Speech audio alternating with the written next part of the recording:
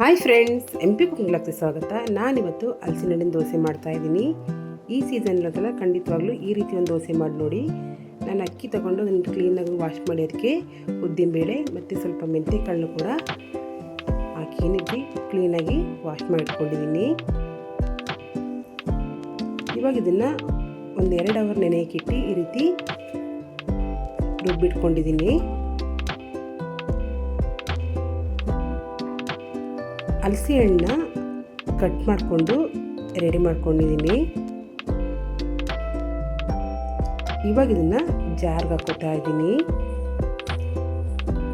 ತುಂಬ ಅಂದರೆ ತುಂಬಾ ಚೆನ್ನಾಗಿರುತ್ತೆ. ಖಂಡಿತವಾಗ್ಲೂ ಈ ಸೀಸನಲ್ಲಿ ಸಲ ಟ್ರೈ ಮಾಡಿ ನೋಡಿ.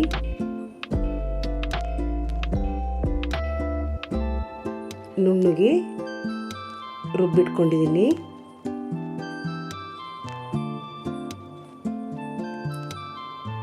ಇವಾಗ ಇದನ್ನು ರುಬ್ಬಿ ಅಂತ ಅಕ್ಕಿ ಹಿಟ್ಟೊಳಗಡೆ ಸೇರಿಸ್ಕೊತಾ ಇದ್ದೀನಿ.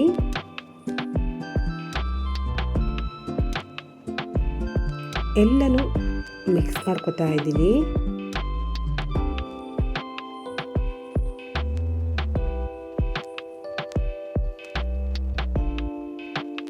ಇವಾಗ ಇದಕ್ಕೆ 1 ಕಪ್ ಆಗುವಷ್ಟು ತುರಿದಂತಹ ತೆಂಗಿನಕಾಯಿ ತುರಿನ ಸೇರಿಸ್ಕೊತಾ ಇದ್ದೀನಿ.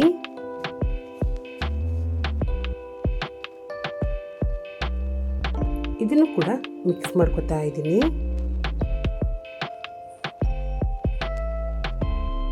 ರುಚಿಗೆ ತಕ್ಕಷ್ಟು ಉಪ್ಪನ್ನು ಕೂಡ ಸೇರಿಸ್ಕೊಂಡಿದ್ದೀನಿ.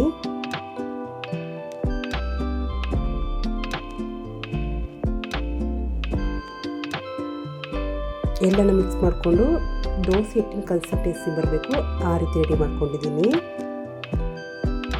ಒಲೆ ಮೇಲೆ ತವ ಇಟ್ಕೊಂಡಿದ್ದೀನಿ. ಇದಕ್ಕೆ ಸ್ವಲ್ಪ ನೀರು ಹಾಕ್ಕೊಂಡು ಬಿಸಿನ ಕಡಿಮೆ ಮಾಡ್ಕೊತಾ ಇದ್ದೀನಿ.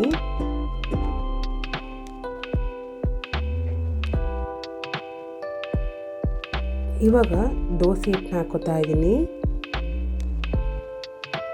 ಇದನ್ನೇನು ಮಾಡೋಕ್ಕೆ ಜಾಸ್ತಿ ಟೈಮ್ ಹಿಡಿಯೋದಿಲ್ಲ, ಹಾಗೆ ಇಂಗ್ರೀಡಿಯೆಂಟ್ಸ್ ಕೂಡ ಜಾಸ್ತಿ ಬೇಕಾಗೋದಿಲ್ಲ. ಅತಿ ಬೇಗನೆ ಮಾಡ್ಕೋಬೋದು.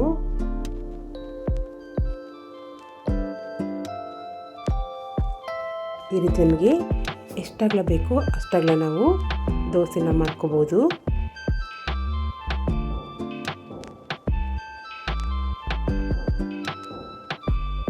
ಇದ್ರ ಮೇಲೆ ಎಣ್ಣೆ ಹಾಕೋತಾ ಇದ್ದೀನಿ. ನೀವು ಬೇಕಿದ್ರೆ ತುಪ್ಪನೂ ಕೂಡ ಹಾಕೋಬೋದು. ಮುಚ್ತಾ ಇದ್ದೀನಿ.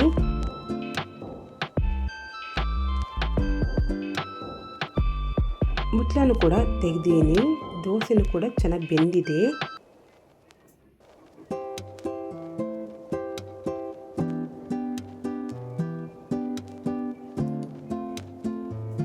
ಇವಾಗ ಇದನ್ನು ತೆಗಿತಾ ಇದ್ದೀನಿ.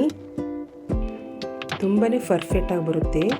ಖಂಡಿತವಾಗ್ಲೂ ಒಂದ್ಸಲ ಟ್ರೈ ಮಾಡಿ ನೋಡಿ. ಟೇಸ್ಟ್ ಕೂಡ ತುಂಬಾ ಚೆನ್ನಾಗಿರುತ್ತೆ.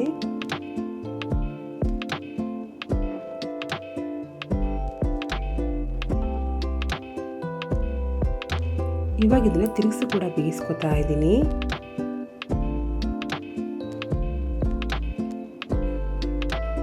ಫೈನಲ್ ಆಗಿ ಹಲಸಿ ಹಣ್ಣಿನ ದೋಸೆ ರೆಡಿ ಆಯಿತು. ಇದಕ್ಕೆ ಒಂದು ಚಟ್ನಿನೂ ಕೂಡ ಮಾಡ್ಕೊಂಡಿದ್ದೀನಿ. ಇದು ಯಾವುದೇ ರೀತಿ ಚಟ್ನಿ ಕೂಡ ತುಂಬಾ ಹೊಂದ್ಕೊಳ್ಳುತ್ತೆ.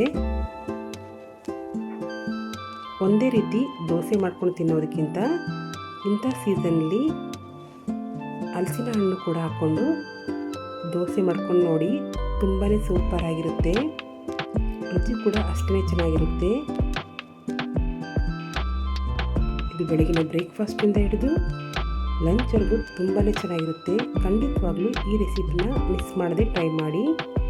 ನನ್ನ ರೆಸಿಪಿ ಇಷ್ಟ ಆದರೆ ಪ್ಲೀಸ್ ಲೈಕ್ ಮಾಡಿ, ಸಬ್ಸ್ಕ್ರೈಬ್ ಮಾಡಿ, ಸಪೋರ್ಟ್ ಮಾಡಿ. ಪಕ್ಕದಲ್ಲಿ ಕಾಣುವಂತಹ ಬೆಲ್ ಐಕಾನ್ ಕೂಡ ಪ್ರೆಸ್ ಮಾಡಿ, ಹಾಗೆ ಕಮೆಂಟ್ಸ್ ಕೂಡ ಹಾಕಿ. Thank you.